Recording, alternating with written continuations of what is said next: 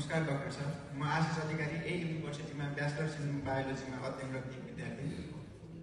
ओलाङ चुङ्गोला नेपालमा छ अनि नेपाललाई विश्वको मानचित्रमा सगरमाथा जस्तै चिनाउने एक राष्ट्रको गौरव हुनु सम्झुकृत भनी कक्षा 10 को नेपाली परीक्षामा लेखेको हिजो जस्तै लाग्छ।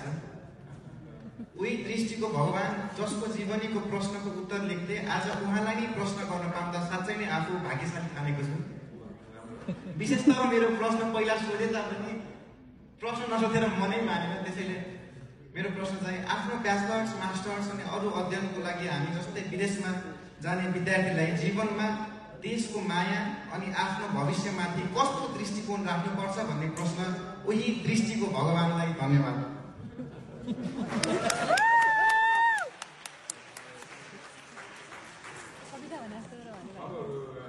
सबभन्दा ठुलो त तपाईहरु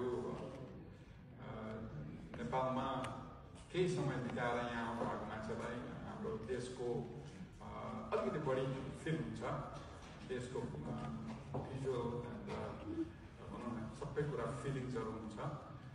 तर नेपालबाट सानै उमेरमा आएको यिनै जन्मेको सानो नानीहरूलाई चाहिँ सायद उहाँहरूको प्यारेन्ट्सले मेरो विचारमा बेला बेलामा नेपाल लिएर जानुपर्छ र